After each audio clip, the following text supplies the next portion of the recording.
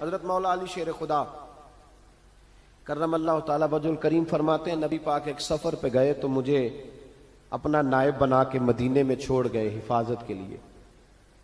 میری باتوں کی سمجھ تو آ رہی ہے نا آپ حضرات کو؟ حضور مجھے چھوڑ گئے. کہتے ہیں میرے پاس مال غنیمت کے تھوڑے سے پیسے تھے, میں سونے کا ایک ہار لایا, ایک لاکٹ لایا اور سیدہ فاطمہ کو تحفہ دیا. پہلی دفعہ سونے کا ہار انہوں نے پہن لیا.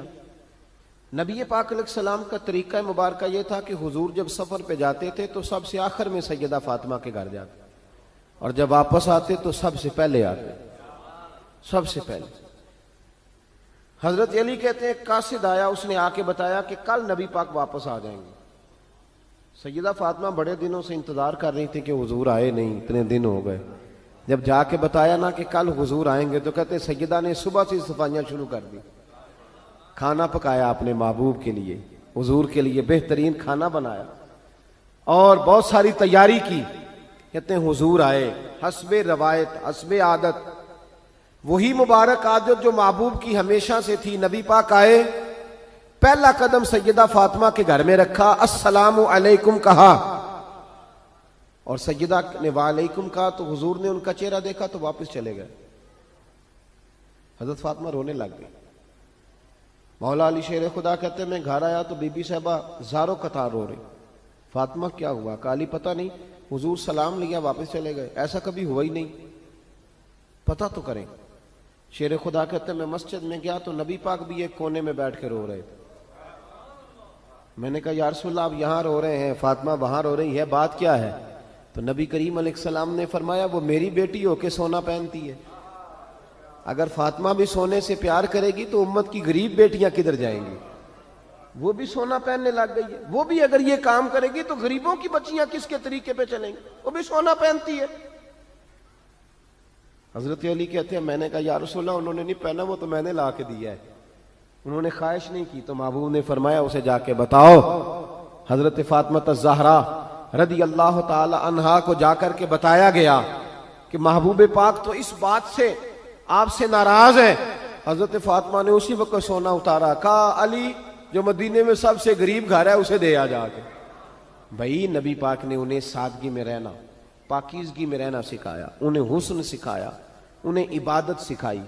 نبی پاک علیہ السلام, یہ تو ساری دنیا بیان کرتی ہے کہ امام حسین نبی پاک کے کندھے پہ بیٹھ جاتے تھے سجدے کے عالم میں تو 72 تسبیحیں حضور پڑھتے تھے. پتہ ہے حضور سکھاتے کیا تھے؟ نبی پاک امام حسین کو سجدہ کرنا سکھا رہے تھے. حضور سجدہ کرنا سکھا رہے تھے, سجدہ کرنا. پورے کربلا کے واقعے میں کسی جگہ بھی امام حسن اور امام حسین نے کسی ایک مقام پہ بھی یزیدیوں سے کوئی مطالبہ نہیں کیا, کوئی بات نہیں منوائی, کہا جو تمہاری مرضی. ایک بات صرف کی, ایک گزارش, توجہ ہے میری بات پر, ایک بات صرف کی, ایک مطالبہ رکھا.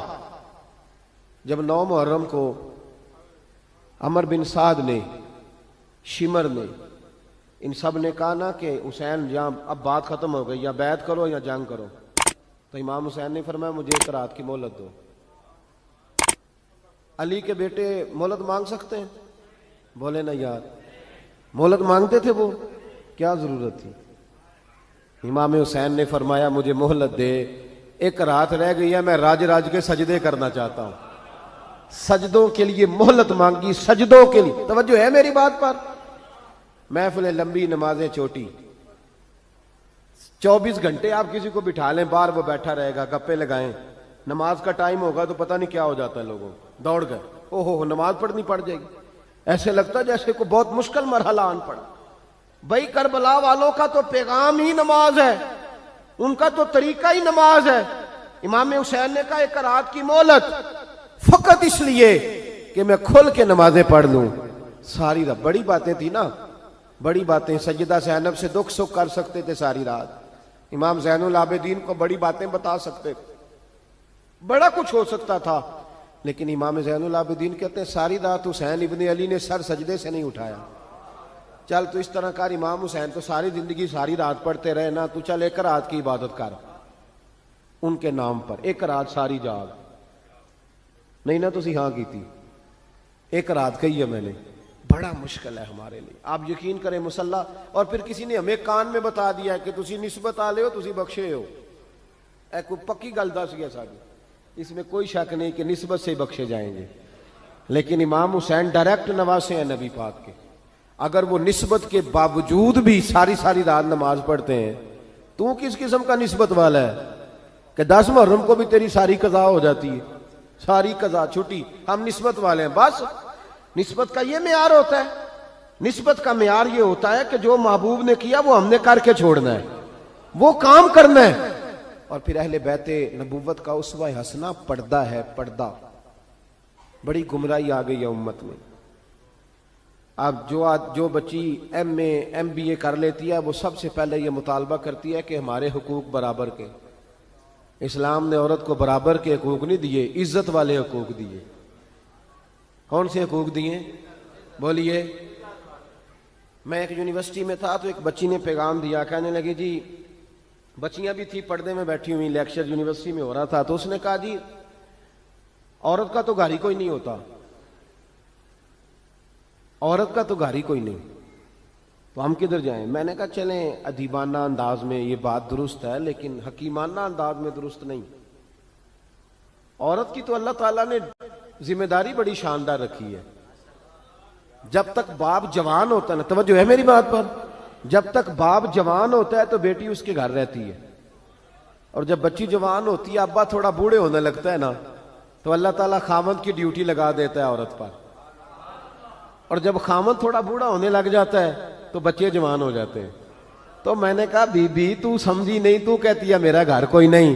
رب کریم نے تو تیرا محافظ ہمیشہ جوان آدمی کو رکھا ہے, جوان کو, کبھی باپ کو, کبھی بھائی کو, کبھی بیٹے کو, کبھی شوہر کو.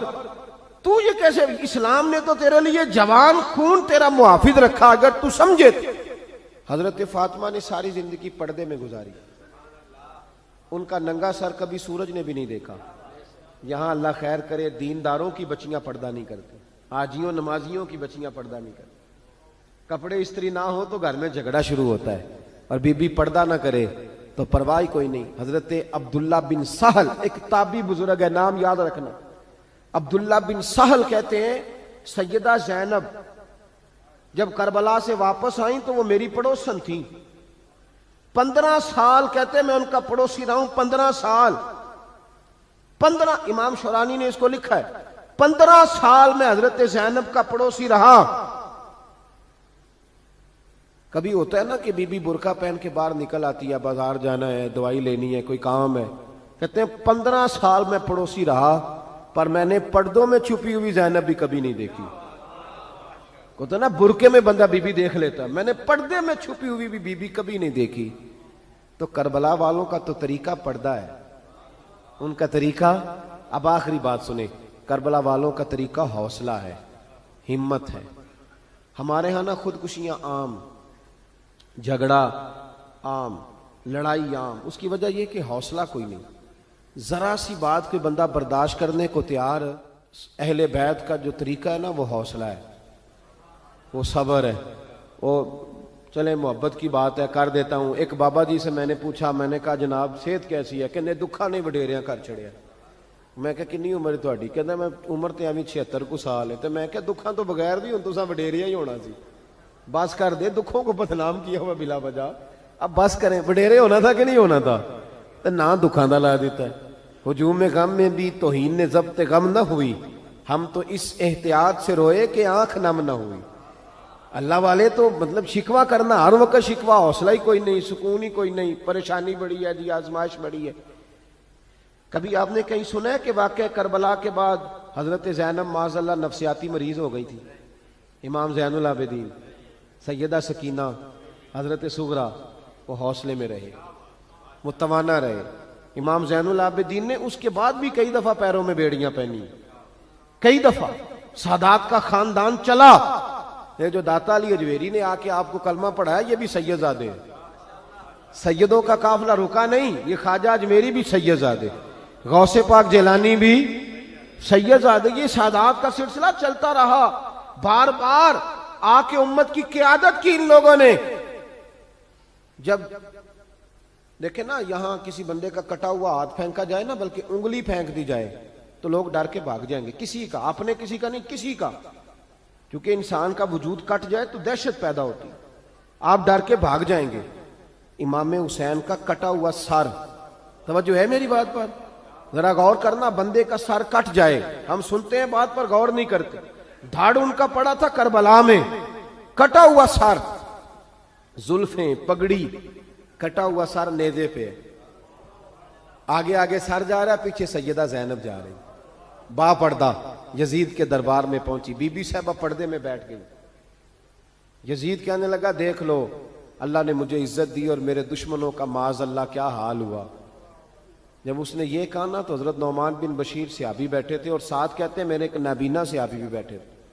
حضرت نعمان بن بشیر کہتے ہیں کہ جب اس نے یہ کہا نا کہ اللہ نے مجھے عزت دی اور نقل کفر کفر نہ باشد، میرے دشمنوں کا یہ حال ہوا، تو کہتے ہیں سیدہ زینب وہاں سے اٹھ کے کھڑی ہو گئی، با پردہ سیدہ زینب کھڑی ہوئی، اور فرماتے ہیں اس طرح نہیں کھڑی ہوئی کہ بیویاں روتی ہیں تو کہتی ہیں ہائے یہ ہو، اس طرح نہیں، حوصلہ، ہمت، اور جس طرح کوئی سیاںا خطیب خطبہ پڑھتا ہے اس طرح سیدہ نے خطبہ پڑھا، پہلے اللہ کی حمد کی، پھر نبی پاک پہ درود پڑھا، اور پھر قرآن پاک کی آیت پڑھی وَتُعِزُّ مَن تَشَاءُ وَتُذِلُّ مَن تَشَاءُ، یہ آیت پڑھی۔